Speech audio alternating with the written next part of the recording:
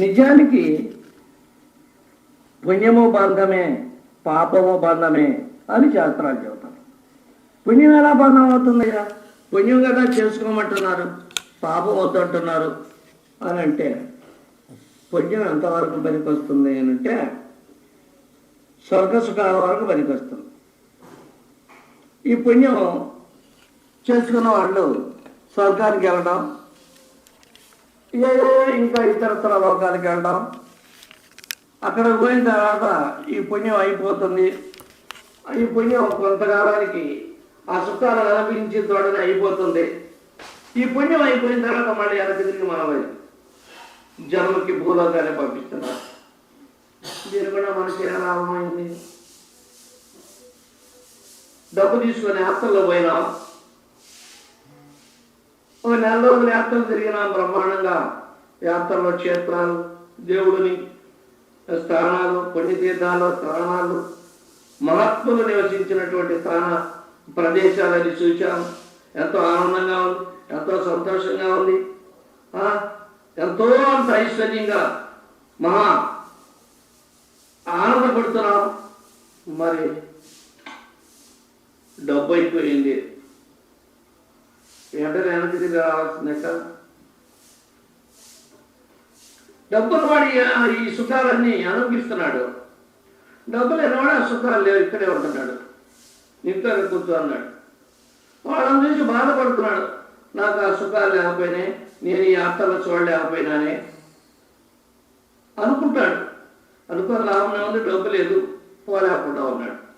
డబ్బున్న వాడు పోయినాడు, అనుక్షేత్రాలు చూసినాడు, అన్ని తీర్థాల్లో స్నానం చేసినాడు, పుణ్యం సంపాదించుకుంటున్నాడు, ఆ సుఖాలంతా అనుభవిస్తున్నాడు. ఇంటికి వచ్చాడు.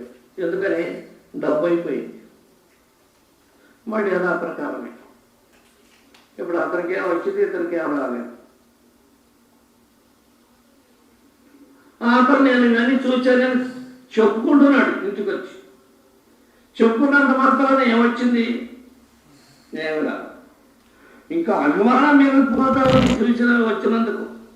నేను కాగా చూసినాను, నేను కాగా తిరిగినాను, అబ్బో నేను తిరిగిన క్షేత్రాలు ఉన్నాయా, తిరగని క్షేత్రాలు ఉన్నాయా, నేను తిరిగిన నదులు ఉన్నాయా, నిధులు ఉన్నాయా, దేశం అంతా చూశాను అని ఎంత అంత గొప్పగా చెప్పుకుంటున్నాడు. అంతవరకే. కానీ ఈ తీర్థయాత్రలు చేసి వచ్చినటువంటి పుణ్యం ఏమైనా తనకు దక్కిందా? ఎంతవరకు దక్కిందా పుణ్యం? ఆ పుణ్యఫలం ఎంత ఉంది, నాకు ఎంతవరకు ఇది అక్కడికి వచ్చింది, అసలు అక్కడికి వచ్చిందా లేదా అనేది ఏమైనా ఆలోచన ఉందా? అదేమైనా తెలుస్తుందా? ఏం తెలియటలేదు. మరి అలాగనే పుణ్యం కూడా స్వర్గాన్ని పంపిస్తుంది, ఇంకా ఇతర దేవలోకాలను పంపిస్తుంది. ఆ పుణ్యం అయిపోయిన తర్వాత వాళ్ళు వెనక్కి తిప్పి పంపిస్తున్నారు. ఒక్క క్షణం కూడా ఉంది అక్కడ, ఏమి ఉండటానికి వీల్లేదు. మనం గెస్ట్ హౌస్లో దిగాం, డబ్బు ఉంది మన దగ్గర, బెల్లు నొక్కితే జవాన్ వస్తాడు, ఏది కావాలంటేది మడి చేత వేసుకుని ఎదురుగా ఉంచండి, సార్ ఏం కావాలి అంటాడు. డబ్బు ఇచ్చినన్నారు, మడి చేత వేసుకుని ఎదురుగా ఉంచాడు, సార్ ఏం కావాలి నీకు అని నమస్కారం చేస్తాడు. పిల్లవాళ్ళ పలుకుతాడు. మనం అడిమంచం మీద కూర్చొని అలా నాకు తాంబూలం తీసిరా, కాఫీ తీసిరా, ఏది ఇక్కడ బాగలేదు అంటే చెల్లలేదే, ఈ కొండలేది వాసన వస్తున్నాయి, లేదండి నిన్న బాగానే ఉతికినాం, ఇస్త్రీ చేసినాం, మీ మొక్కలు చేశారులే, డబ్బు అయితే తీసుకుంటారు. ఇలా జబర్దస్తుగా సాగిస్తాను డబ్బులు రుణాలు. ఏంది బాత్రూమ్ మీద వాసనగా ఉందా? కడుగు బాగా నేను శుభ్రంగా డెక్కా వచ్చి బాగా కడుగాయా? కడుగుతాను సార్. లెట్టెరుగా శుభ్రం చేయి సార్. అబ్బాయి కాసిన మనుషులు తీసుకెళ్ళి పెడతావా? తెస్తాను సార్. డబ్బు ఉన్నరున్నారు, వైభోగంగా జరిగించుకుంటాం. వాళ్ళు మనం చెప్పినట్టు, సార్ ఏం కావాలి మీకు, అమ్మగారు మీకేం కావాలి, ఇలా డబ్బు ఇస్తుంటే ఒదిపతికి ఇంకా డబ్బులు పీక్కోవటానికి. ఇవన్నీ మనకు కావాల్సింది వెంటనే పిలిచిందే పొందుతారు, రమ్మందే వస్తారు, తెమ్మందే చేస్తారు. ఇలా జరుగుతున్నాయి. డబ్బు అయిపోయిందే, అబ్బాయి నీకు డబ్బులు ఇప్పిస్తాను కానీ నువ్వు చెయ్య ఈ పని, ఈ బట్టలో ఉతికి ఇస్త్రీ చేస్తాను, డబ్బులు రేపిస్తాను అన్నాడు అనుకో. అయినా చూస్తాడు ఒక్క పూట, రోజు ఇస్తున్నాడే వాళ్ళు ఏదో దగ్గర లేదు అని రేపిస్తాడులే. రేపు పండి అన్నాడు, మరి డబ్బులు అయిపోయినాయి, నేను మావాడి చేత తెప్పించి ఇస్తాను కానీ నువ్వు ఈ పని చేసావు అంటాడు. అది తను అయిపోయింది డబ్బు ఈయన కాదులేమని, ఏమండి డబ్బు ఇస్తేనే చేస్తా, లేకపోతే బడ పో బయటికి బా అంటాడు. మేనేజర్ గారికి ఏ రోజు రెంట్ ఆ రోజు ఇస్తేనే ఉండనిస్తాను, డబ్బు ఇవ్వలేదనుకో ఇక్కడ బయటికి పోమంటాడు. ముందనే కట్టించుకుంటాడు ఇన్ని రోజులకని. అదే రోజులు అయిపోయిన తర్వాత ఏమండి నీ టైం అయిపోయింది పోమంటాడు.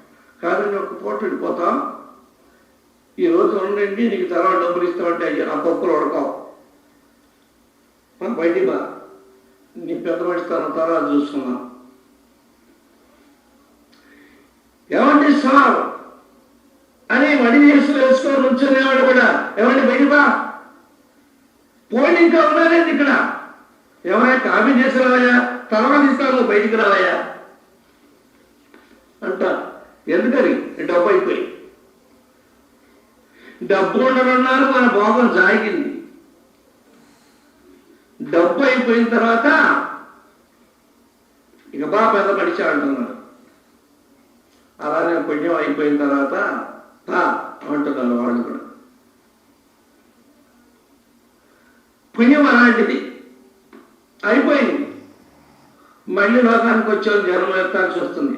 అందువల్ల పుణ్యము పాపము రెండు బంధాలే మోక్షానికి అని శాస్త్రం చెబుతుంది. కానీ ఇక్కడ పాపాన్ని అయితే వదులుకుంటాం, చేయకుండా ఉంటాం. ఆ పాప భారం, ఆ పాపంలో ఉన్నటువంటి భయోత్పాదం, ఆ పాపానికి ఉన్నటువంటి ఫలితాన్ని ఆలోచించుకొని ఆ బాధను భరించలేక దాన్ని అయితే చేయకుండా ఉంటాం. కానీ పుణ్యకర్మ వదిలిపెట్టమంటే ఎవరన్నా చేస్తారా, వదులుకుంటారా? పుణ్యం చెయ్యొద్దు అంటే ఎవరైనా చేయకుండా ఉంటారా?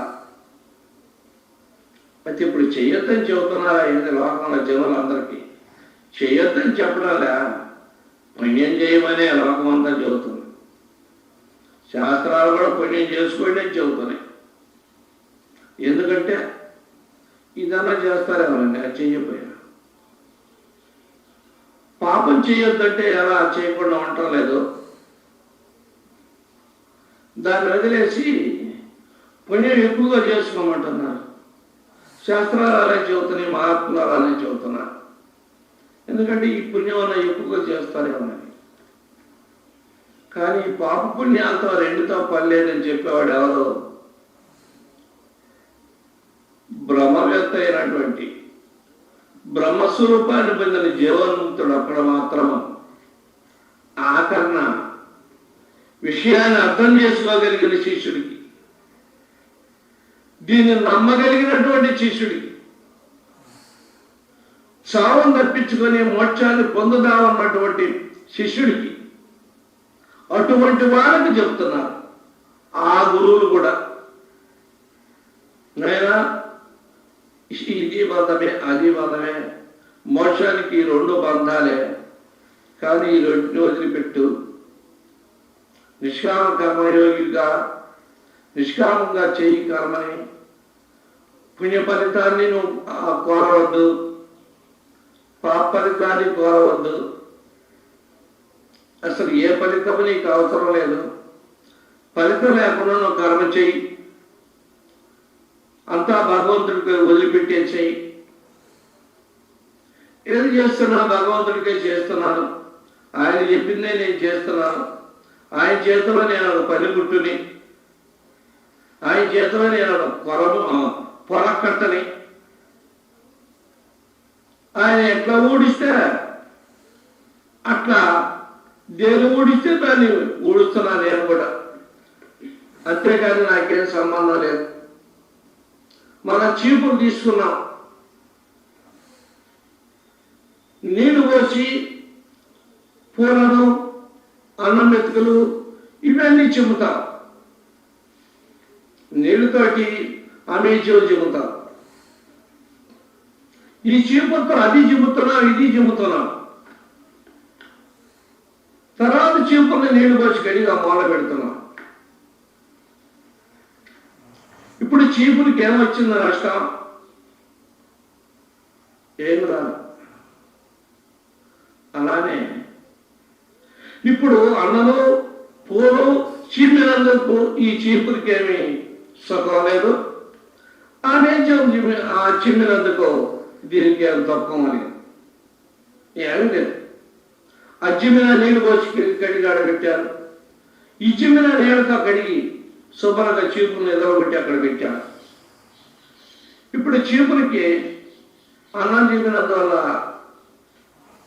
దీనికి ఏ సుఖం దక్కింది, అమేజీ చెప్పినందువల్ల దీనికి ఏం నష్టం కలిగింది? ఏమీ లేదు. అలానే భగవంతుడి చెప్తున్నాం, మనం పొరకట్ట చీపులాగా ఉన్నాం అనుకుంటే మన చేత భగవంతుడి కర్మ చేయించుకుంటున్నాడు. ఆయన కావాల్సిన పనులు ఆయన చేయించుకుంటున్నాడు. మంచి చేయించుకుంటున్నాడో చెడు చేయించుకుంటున్నాడో నాకు తెలియదు. కత్తి తీసుకుని జంతువులు కోస్తున్నాము, ఒకడు కోస్తున్నాడు. కత్తికి ఏముందో పాపం? అక్కడ కత్తి ఉంటేనే కానీ తెగదు. పట్టుకొని కొడుతున్న వాడికే పాపం, కత్తికి పాపం లేదు. అలా మనం భగవంతుడి చేతిలో ఒక పొర కట్టడం, ఒక పనిముట్టు అనుకుని భావన మనం కలిగినప్పుడు అంతా భగవంతుడిదే, నాదేమి లేదు, ఆయన ఎలా చేయించుకుంటే ఈ శరీరం అలా చేస్తుంది అంతే, నాకేం సంబంధం లేదనుకున్నప్పుడు నీకు పాపము పుణ్యము రెండు లేదు. అక్కడ రెంటిని కడిగి ఈ చీపును అక్కడ మూల పెట్టేస్తాం. మంచిది, మంచి కాలం, మురుగు కాలం, రెండు కాలాలు చిమ్మి చీపుతా దీన్ని కడిగా మూల పెట్టేస్తున్నాం. మంచి కాలం చిమ్మినప్పుడు, మంచినీళ్ళ కాలం చిమ్మినప్పుడు ఈ చీపులకు వచ్చిన సుఖం లేదు, మురికి కాలం చిమ్మినప్పుడు ఈ చీపులకు వచ్చిన కష్టం లేదు, దుఃఖం లేదు. ఏదైనా నీరు పోసి కడిగా మొదలుపెట్టారు, చీపురుగానే ఉంది. అలాగనే మన చేత భగవంతుడు పుణ్యం చేపిస్తున్నాడో పాపం చేపిస్తున్నాడో ఇది నాకు తెలియదు, ఆయనే చేపించుకుంటున్నాడు. ఆ భావన మనలో పూర్తిగా ఉన్నప్పుడు ఏమవుతుంది? పవిత్రత ఏర్పడుతుంది. అలా కొంతకాలం చేసినప్పుడు పవిత్రత ఏర్పడిపోతుంది. పవిత్రత ఏర్పడిపోయి ఈ చీపురు తాటి చీపురుగా కాకుండా, టెంకాయ పొలం చీపురుగా కాకుండా, పూజకి పొలం చీపురుగా కాకుండా శృంగార చీపురుగా తయారవుతుంది.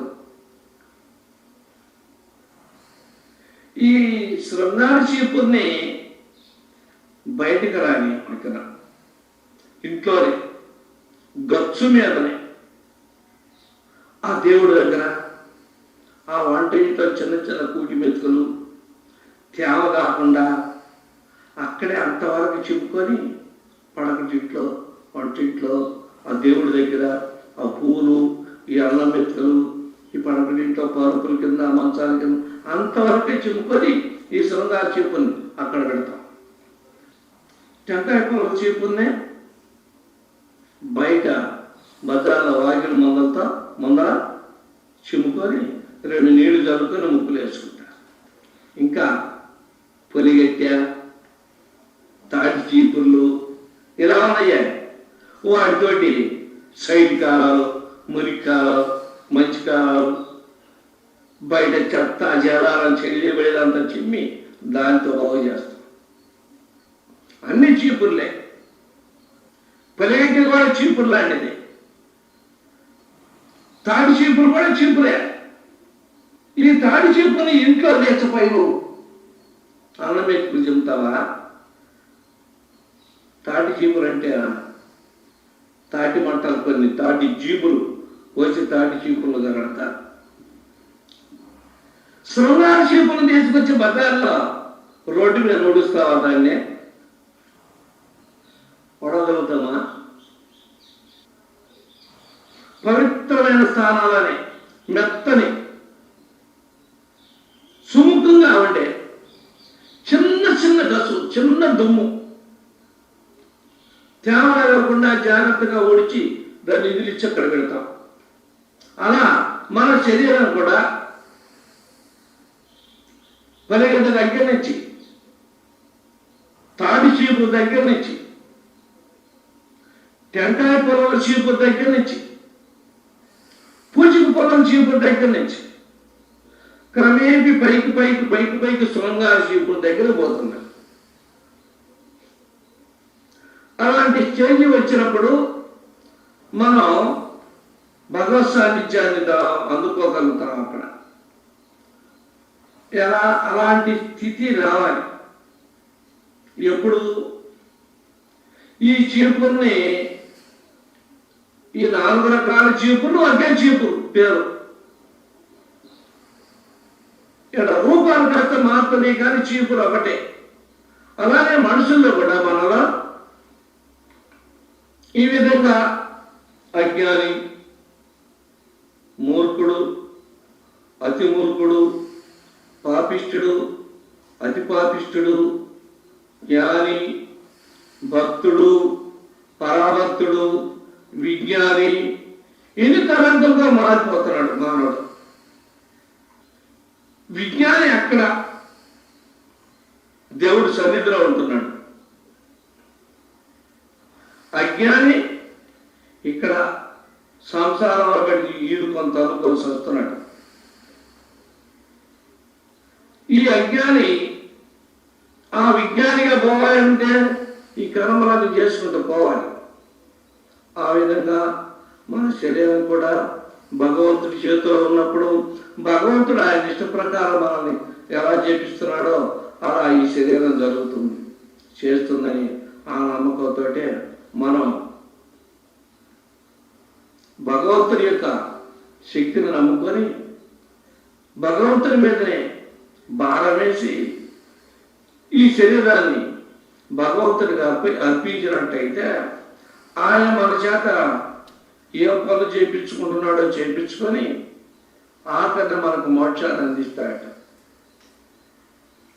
అది మనం తెలుసుకోవటంగా, తెలుసుకోకుండా ఇప్పుడు ఈ కర్మను మనమే నెత్తిన పెట్టుకొని నేను చేస్తున్నా, నేను సుఖపడుతున్నా, నేను సంతోషపడుతున్నా, నేను ఆనందపడుతున్నాను అనుకుంటున్నాం. నిజమే. ఈ సుఖాన్ని, ఈ ఆనందాన్ని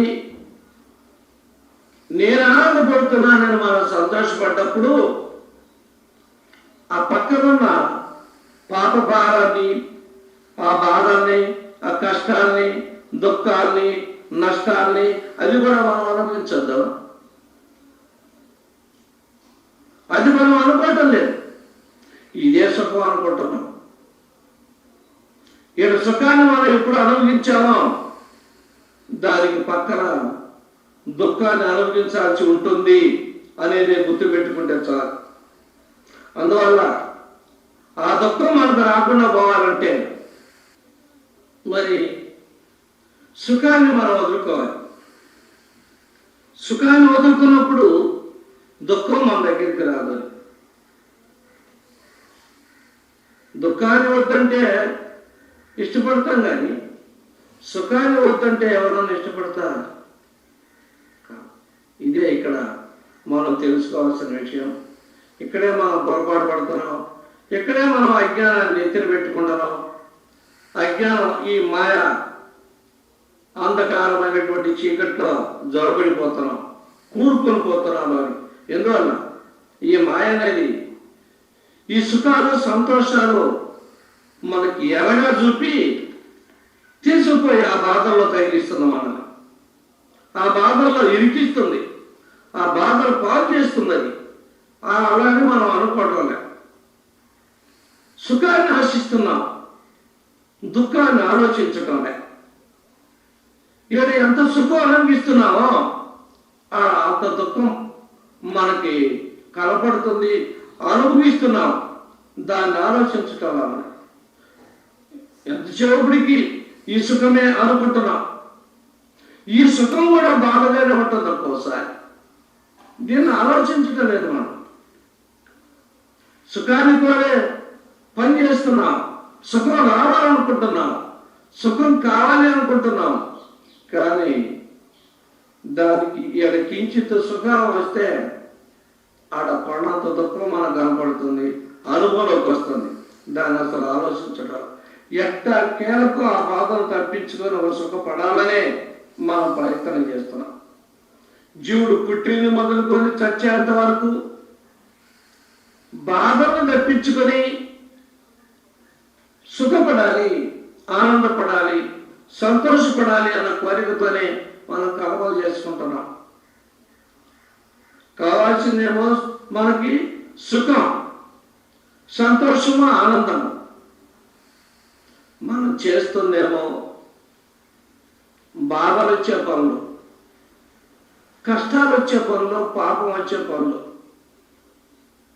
పాపం వద్దు అనుకుంటున్నాం, చేస్తుంది పాపకర్మ. సుఖం కావాలి అనుకుంటున్నాం, చేస్తుంది సుఖం వచ్చే కర్మం చేయటం. దీన్ని మనం ఆలోచించగల. ఏదో ఈ పని చేస్తే సుఖం వచ్చింది అనుకుంటున్నాం. సుఖం వచ్చినట్టుగానే ఉంటుంది, కనపడుతుంది. తర్వాత దాని పక్కనే బోలెడంత దుఃఖం కనపడుతుంది. దాన్ని ఆలోచించటం. ఈ సుఖాన్ని, ఈ రవాత సుఖానికే మనం ఎంతో కట్టుబడిపోతున్నాం. ఇది అజ్ఞానమా, అమాయకమా, మన తెలివి తక్కువ అనంటే ఏది కాదు. ఆ మాయా ప్రభావం, ఆ మాయకుండే ప్రభావాన్ని మన మీద రుద్దింది. దాని ప్రభావంలో పడిపోయి అది ఎట్లా ఆడిస్తే అట్లా ఆడుతున్నాం మనం. అందుకనే భగవంతుడు కానీ, గురువులు కానీ, పిచ్చిన ఆయనలారా మీరు భగవత్ స్వరూపులే, ఎందుకు ఆ మాయకు లోబడి అది చెప్పినట్టు విని ఆ బాధలకు లోనే అన్యాయం అయిపోతున్నారు, మీ జీవితాలు నార్మడి చేసుకుంటున్నారు. రండ్రా నాయన, దాన్ని వదిలిపెట్టండి. భగవంతుడు చెప్తున్నాడు అర్జునుడికి, ఇవన్నీ ఎందుకయ్యా, సర్వధర్మాన్ పరిత్యజ్య మామేకం శరణం వ్రజ అని. అన్ని ధర్మాన్ని వదిలిపెట్టారు ఆయన, నీకెందుకు, నా శరణొచ్చు, నాకు నమస్కరించు, నన్ను పూజింపు, నాకు పరమభక్తుడు అయ్యుండు, నన్నే నమ్ముకో, నేనే నీ ప్రాణంగా భావించు, నీకు ఈ కష్టాలు, ఈ బాధలు, ఈ సుఖాలు ఇవన్నీ ఏమి ఉండవు. నన్నే పరమగతిగా నమ్ముకో, పరమగతిగా నన్నే ఎంచుకో. నీకెందుకు వచ్చిపోయిన బాధ, నీకు సర్వసుఖాన్ని నేను ఇస్తాను, మోక్షాన్ని ప్రాప్తింపజేస్తాను అని భగవంతుడు పాశ్చాత్తంగా చెప్తున్నాడు. మత్పరమో మద్భక్త సంగవజ్జుత. ఒక తరుణ అలా చెప్పినాడు, నా భక్తుడైన వాడు అన్ని కర్మలను వదిలిపెట్టి నా భక్తుడు అవుతున్నాడు అని. ఆ తర్వాత చెప్పినాడు, ఇవన్నీ వద్దు నీకు, సర్వధర్మాన్ని పరిత్యజ్య మామేకం శరణం వ్రజ అహం త్వా సర్వపాపేభ్యో మోక్షయిష్యామి మా శుచః అని. అన్ని కర్మల్ని వదిలిపెట్టి నన్నే శరణొచ్చు. అహం త్వా సర్వపాపేభ్యో, అహం నశించిపోతున్నాయి. అక్కడ ఏమన్నా అహం వదిలిపెట్టు. నేను చేస్తున్నా, నేను తింటున్నా, నేనే కర్తని, నేనే అభిమాని, నేనే గొప్పవాణ్ణి అని అనేటటువంటి ఈ అభిమానాన్ని వదిలిపెట్టు. కర్తృత్వాన్ని వదిలిపెట్టు. కర్తృత్వం నాకు వదిలేసి ఈ విధంగా నీవు అహాన్ని ఎప్పుడైతే చంపుకున్నావో, నేను కాదు అంతా దేవుడిదే, నేను దేవుడి మీద పెట్టేసినావో, అహంతో సర్వపాపేభ్యం, ఈ అహం అనేటటువంటి నేను ఎప్పుడు వదులుకున్నావో సర్వపాపాలు రచించిపోతాయి. మోక్ష ఇష్యామి మోక్ష, ఆ మోక్షం అనేది నీకు సులభ సాధ్యంగా ఉంది. ఆ మోక్షాన్ని నేను నీకు అందిస్తున్నాను అని భగవంతుడు చెప్తున్నాడు. చెప్పినాడు గీతలు అర్జునుడికి. మహాత్ములు చెప్తుంది కూడా అదే. కానీ మనం అలా చేయలేకపోతున్నాం. దాని నుంచి అదే వస్తుంది మోక్ష. నువ్వేమి ఇతరత్ర మోక్షాన్ని గురించి చేయాల్సిన అవసరం లే. దీన్ని వదిలిపెట్టు, అది దొరుకుతుంది. దీన్ని వదిలిపెట్టకుండా దాన్ని దొరకాలంటే దొరకదు. దీన్ని వదిలిపెట్టు, దాని నుంచి అదే దొరుకుతుంది. దానికై ప్రయత్నం చేయాల్సిన పని లేదు, దీన్ని వదలటమే పని. కర్తృత్వాన్ని వదిలిపెట్టు, అభిమానాన్ని వదిలిపెట్టు, అహంకారాన్ని వదిలిపెట్టు. నేను కర్తను అన్నదాన్ని వదిలిపెట్టు. నువ్వు కర్తం కాదు, ఇక్కడ కర్త ఆత్మ, పరబ్రహ్మ స్వరూపం. ఆ పరబ్రహ్మమే కర్త, జగత్తుకే కర్త.